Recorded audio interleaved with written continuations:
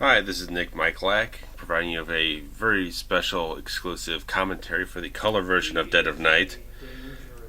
I thought I'd just it was kind of a spur of the moment type of thing that I felt like, give a little insight into the why there is a color version of this film, why there's a desire to have that when black and white was the way it was originally released, and still my preferred version of the film.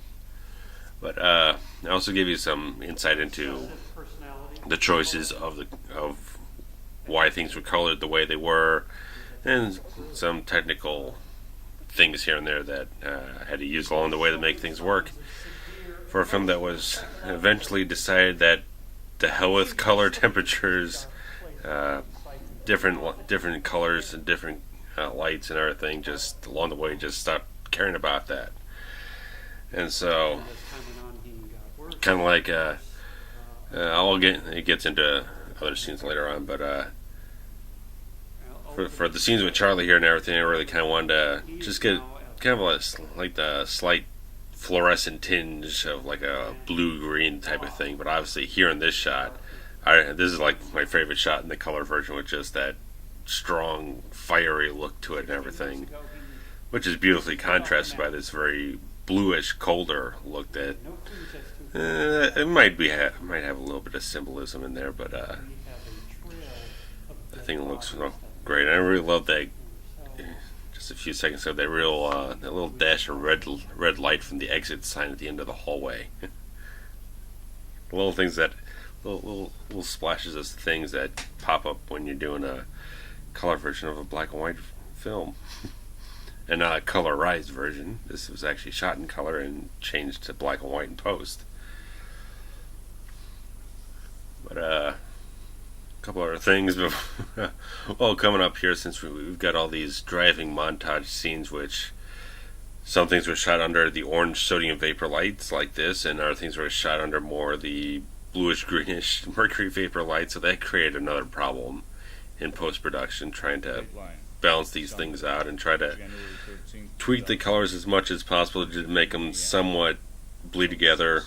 I mean, like this is more of mercury vapor stuff, looking up at Steve, but since you're not seeing the outside, it doesn't translate that heavily, it doesn't contrast that heavily with these shots, which were done over in a town called Lamont in Illinois and everything. Just kind of, Steve and I were just kind of riding back and forth a couple times across this bridge, which, I mean, very nicely lit. It's got some good background. It just had a good thing, and then obviously moving to this, and it's all the blue light and everything. But some beyond just the color stuff, since I'll have some need to fill up some time here, that because there's a commentary on the actual special edition DVD, and I talk about a lot of things, but the one thing that's that I didn't get around to talking to in the main film, I cover it with the web series episodes, but I didn't talk too much about Steve Vujic. That I really liked work. I really liked working with Steve and everything. He was a great fit for this role in every way possible. I was actually doing casting auditions for another project that didn't end up happening. There was a lot big bust and everything, and trying to get things cast, but auditioned Steve there, and then they kind of invited him back for this, because back in my mind it was like he's probably the perfect fit for this role, and obviously he was. And he, between the low voice, between the voice that he has, the articulation he has, and all that other stuff, and just his professionalism and presence, everything just worked out really well, and he really grasped onto the depth and detail of characters really well. And this was an easy color timing scene. There's not much to really say about it in terms of a color version commentary or anything. And in the regular commentary, I talk all about the performances and everything, the great talent on display and everything. But Juliana Restaurant in Chicago, great people. Let's have a run of the place for the night, and it was one of the really better. There were not any particularly bad shoots on the film, but it was probably one of the easier ones to deal with. Can you handle three women with that big dick and little ego, or is it the other way around? Oh yeah, look, I told you, Deanna is the only woman for me.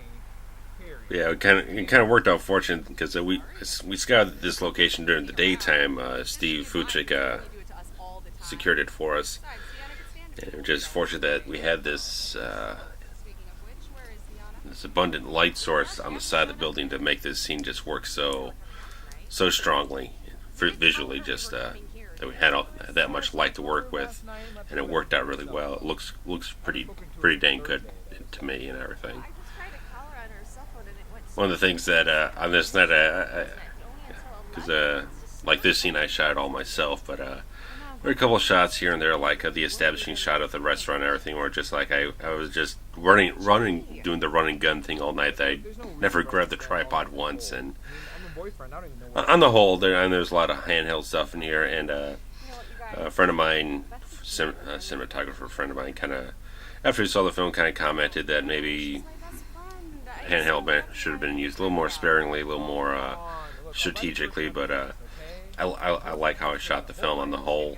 Generally speaking, a couple shots here and there that probably should have just grabbed the tripods, got a nice steady shot here or there. But that's like maybe 2 or 3 shots tops in the whole film, from my perspective and everything. But this next scene is where some of the a lot of the different color temperature things kind of come to play. I kind of timed this thing with a little bit of a blue tinge, which it wasn't following any kind of theme. It just felt right. Just kind of melded in, just had the right feeling, right tone and everything. And I think I was probably, I mean, the film is very heavily inspired by Michael Mann's Manhunter and everything, which is a very cerebral, psychological film that really kind of gets you real deep into the psyches of the characters and everything. And something that's a very enveloping tone, uses color very, very well. And so maybe there was a little bit of that thinking going into creating the color version of the film. It kind of permeates through a lot of my work, that I try to use color to create mood and atmosphere and everything. So this shot is very grainy. Not much I can do here, but it's supposed to be dark. It's probably the grainiest shot in the whole film, but whatever the case. But this scene, we got a floodlight in the back and everything. We're kind of lighting it a little bit, doing a little bit of the backlight type of thing. Give a little bit more silhouette to Steve here and everything, which I think works. I like the effect of the floodlight in the backyard, giving light on the tree and a little bit on the frame of the door and everything. Just kind of, it works for me. I like it. And then when you get a little bit of light here or there, just to make the path from one end of the room to the other a little easier to work with visually. And then obviously you see this vibrant blue light, and that's from a this is where this is pretty much the point where I said the hell with trying to maintain any kind of color temperatures for a color version, because that was an LED flashlight we just put up there. It's kind of like the idea like there was like a night light or something in the hallway that was creating this light and everything, and just like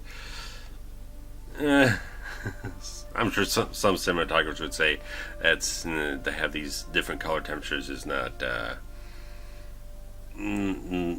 good for consistency. It's not a way a regular gaff or a DP would light things. It would align with a pretty even color temperature and everything. But I'm still keeping a bit of the blue tone going through everything here. I think it continues to work through this whole sequence. There's varying intensities here or there. This is very technical, very, very technical, and bore the shit out of you. But obviously, since we shot it in color with everything being done in black and white post, it was just like, hey, I've got color footage. So I kept the idea in the back of my mind that probably is completely possible. I'd like to do a color version just to see how the tone and atmosphere of a film changes between color and black and white. And it's an interesting experiment that anyone can form their own opinion about. But this shot here with Steve here, real quick, I had to do kind of a split screen thing to maintain the color temperatures from inside the bathroom and outside in the bedroom. So I had to do this kind of garbage math thing where I kind of split the screen in half on the door and everything to maintain both colors, so I didn't have to compromise anything. And I think this shot still works pretty well in this version, in the color version, as it does in the black and white. You still got that kind of almost indistinct, almost like you can't see the identity of Vendlin. His facial features are just obscured enough where you can't really see who he is, and he's talking all about getting into Eccleston's head right here. He's talking all about really conveying Eccleston's thoughts and what each step of the process is for Eccleston in hunting and capturing his potential victims. So he's tuning in completely to Eccleston and tuning himself out, so it really works in that, with that symbolism. The light on the other side of his face, but not in the center, to obscure his identity. You notice there in that kind of wide shot there, it was kind of fortunate that we shot so late on this Saturday night that the time on the alarm clock actually kind of fits with continuity of the film. Because earlier on, when we got that Vendlin voiceover, he says Dateline 1:15 a.m. and the time on the alarm clock was 1:43 a.m. So it kind of fits more or less with the continuity of the film, which I more blatantly did a little later on when you get the next car driving sequence. But dance floor stuff. Didn't have to do too much with this, but in terms of all the color and everything, just kind of balance all the levels out, the blacks, make the blacks black, and punch up some contrast here or there. But basically, it's not much work done. But, we had the big trick of some things later on was that we were shooting with two different cameras. Mine was a Sony brand, and Mark's, who was my assistant director on the film, his was a Panasonic, so they had a bit of a different color white balance issue. His came out a little bit more green than mine did. Plus, getting very technical here. Basically, on cameras they have chips that process color, and on his, I think they're a little larger. So shots like this, the lockdown zoom in here, it's a little bit more saturated here and there. The color bleeds a little bit more, and so this stuff on Preston here, that's me shooting it with my camera, so it's a little, doesn't bleed so much. But without me telling you, you'd never know the difference. But these are the little things that I had to deal with when working with the color version, to just kind of make things mesh a little bit more, just kind of have them match a little better. But I'll get in a little bit more of the white balance issue when we get more into the climax of the film. But we were hoping, the intention of the dance floor stuff was to really have a very congested elbow to elbow scenario, but didn't have too many people to work with. But thanks to the cast and crew, they were able to call some friends, gather up some people, and we also get some of the patrons of the establishment that night to sign some releases and be involved with things to fill up the frame as much as possible with a good enough framing and everything to make things, cheat things a little bit here and there, so it didn't look too sparse or anything. But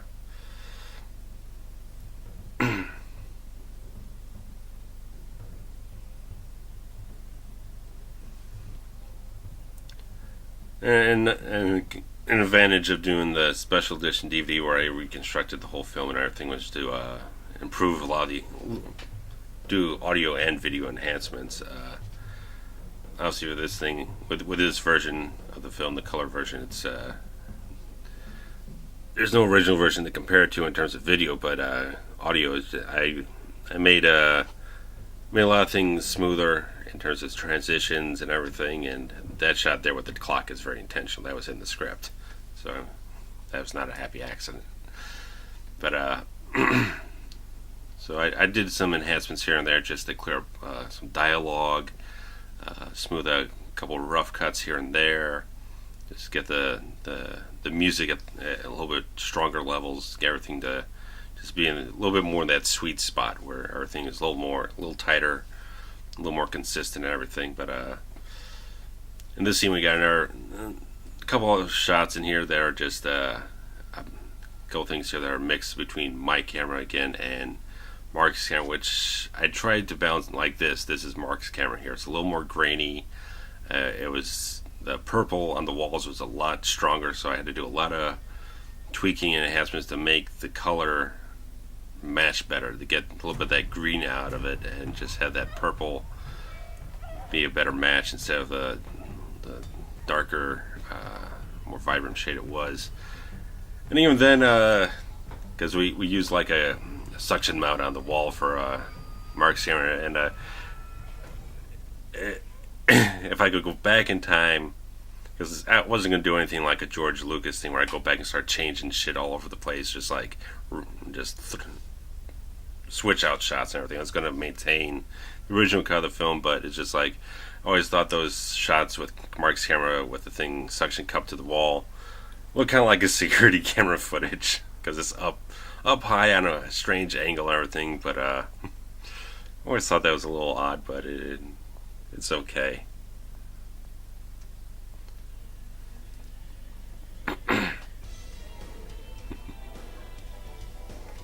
And this is more my handheld craziness, but I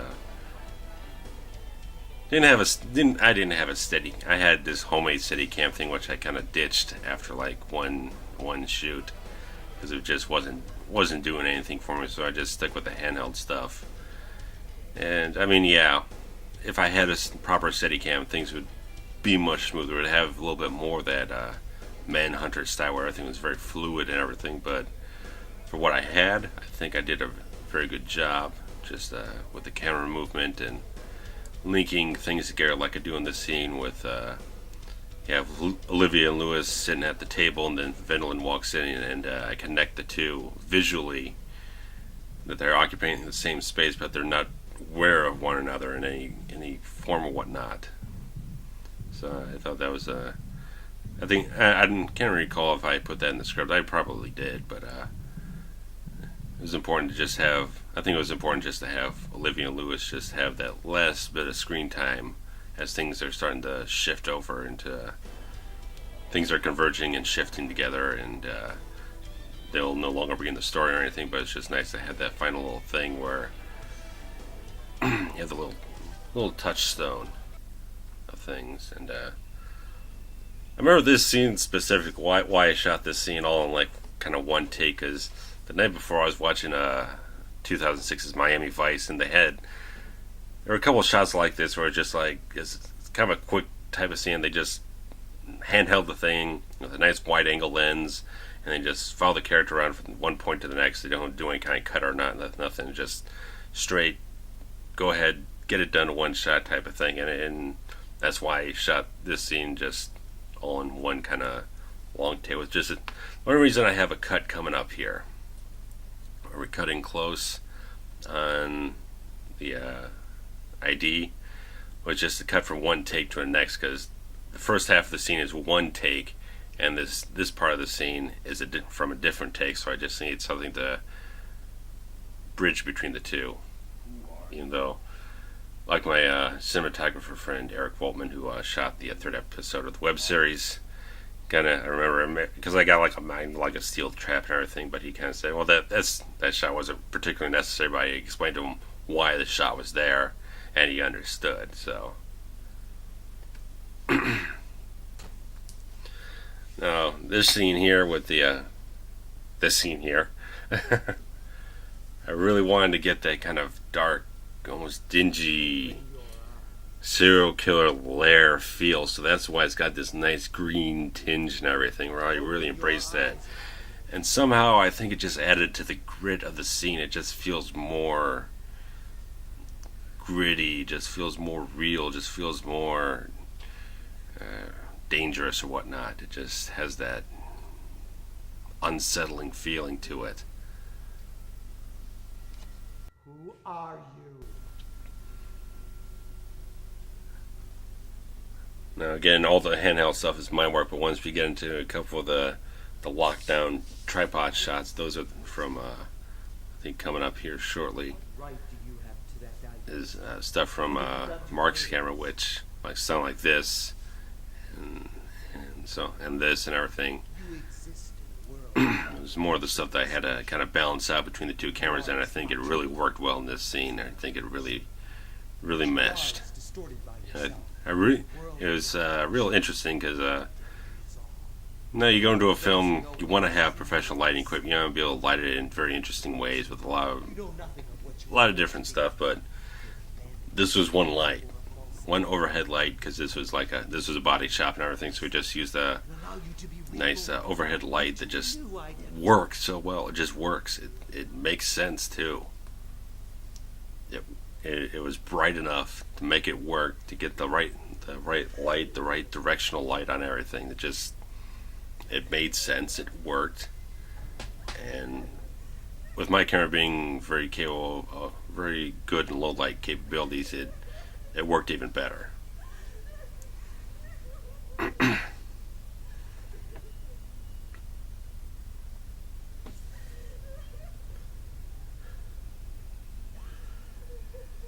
running out of things to say about anything, but a lot of this stuff here with you have Eccleston just kind of going over the skin of his victim, just kind of getting that textural feel and everything, would just kind of sound like connecting physically with the victim, just trying to absorb as much detail about him. It just kind of is there are lists. If you go on the IMDb page for the film, I put some trivia up there detailing a lot of the references I gave the actors, Steve and Preston, about like what performances to look at. One of them was the T-1000 from Terminator 2 that had that very gently moving his fingers all over things to sense them, to mimic them, to get that textural feel, to interact with specific things in its environment. And I really wanted, especially Preston, because he had that kind of scene and everything, and to really have that kind of fluid motion, that feel of just being able to grab that feeling of everything. And again, this is just the headlights of the car and the available light in the alleyway, and again, getting that kind of cold blue feel to everything, which contrasts with the next alleyway scene that's coming up. But I really like this idea of just getting that backlight from the headlights and everything, created a nice effect. I mean, yeah, with Preston and Steve, I obviously mentioned like Manhunter, stuff like that. Ideas are falling out of my head about what I mentioned to them, but like I said, it's on the IMDb page, trivia stuff, so you can check that out. I got a couple things in there that are interesting, little pieces of information you can look at. There are a couple of reshoots in here, just a couple of things here and there that didn't work out very well the first time, or some additional shots I felt need to be in there just to draw things out a little bit more, make it work, just build up the anticipation, the apprehension of things. And the great thing about having two cameras is that we could have coverage on Preston in both shots here, doing the same take, be able to cut from one to the other, and just have that extra bit of freedom to cut around things. But yeah, I mean, a lot of the video enhancements, I brightened things up, brought them up. There were some things that were a little too dark, or they didn't have enough contrast here or there, so I kind of strengthened those qualities in it and everything. But like in this scene, another one of those things where I did the split screen comes up in about 2 seconds here, where I balance out the orange on the left and the blue on the right of the screen with Preston here, right here, so that it matches all the later shots, which are shot with both cameras. So I had to make that match, if only for my own sake, but just for consistency, because on the far right here you can see all that blue back there, so I had to make sure these things match somehow. Even more of a match is that we did some reshoots there with Preston running at the camera to redo that gunshot fall and everything, I had to stand in for Steve. in the background, I don't even think I had an actual gun. I was far enough the background and not for it to not be noticeable or anything. So just quick and dirty, man. We got it done. So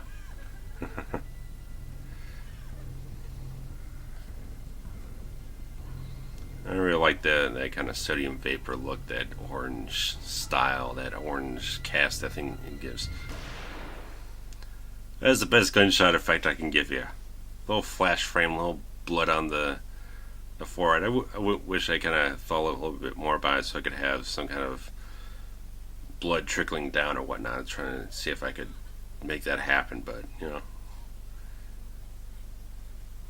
I think it. Another thing about audio is that Would somebody help me, please? that scream right there was actually done in post. We had lost the assistance of the Highland Park Police Department by this time in the shoot that night, so Laura just mimicked it, kind of lip synced it on the shoot, and we did it later in post, which might be noticeable. But I actually used a different take because when I originally edited the film, I thought I had a better take of the thing, but I couldn't find it. And when I went back and redid the special edition, I realized it was later on down the tape. There was like a long blank space on the tape that I recorded it onto, and I found the better take, and that's what's in this version of the film. It's much, much better.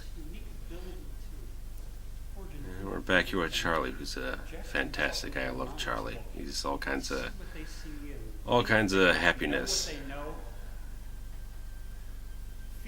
Charlie's a great guy. I love working with Charlie. He's just upbeat talent all the way. He's always enjoyable to be around. But with these flashback scenes, I kind of added, in both versions of the film, I added this kind of fox grain, kind of film grain type of thing, just to make it a little bit more gritty, just kind of make it seem like a harsher image, to just kind of differentiate from the regular scene footage. At the time of his disappearance, he was barely recognizable as many once was, even by those who knew him best. When I was doing the color version, I wasn't exactly sure exactly what I was going to do with this stuff. I was going to maybe desaturate it somewhat more, but I kind of kept kept enough color in it. More so in those last shots with in the parking lot. I really like this kind of fluorescent greenish tinge that I gave this stuff. That just it gives a tad bit of mood, atmosphere to it, and a believable kind of office feel to it. That it's kind of grim, impressive, kind of isolated, shut-in type of thing. Where it's just like you've been under these fluorescent lights for hours and days or whatever, and just kind of drain something from you. We are to bring him to justice, and he is to be considered as dangerous as any of the people that he profiled, if not more so. And he is to I'm not sure if this commentary has been all that fascinating to you or whatnot, but I actually had to reshoot this last shot. We shot with a lower grade camcorder, but it was like when I saw the footage, I was like, this is the last shot of film. It's got to look really good. So we went back, reshot with my higher grade camcorder. So I had a lower grade one back then, and I decided to let's just make the better quality one work, and so on and so forth. But the color version of the film was created because I just thought it'd be an interesting experiment to see how, again, the tone, the mood, how differently the film would work from black white to color, how color would affect the mood and the tone and the vibe of the film.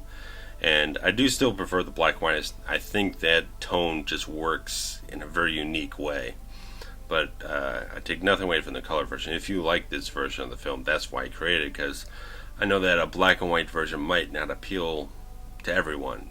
So I created a color version to allow people to enjoy the film in just a different sort of context. So thanks for listening to me ramble for half an hour and everything, and I'll catch you later.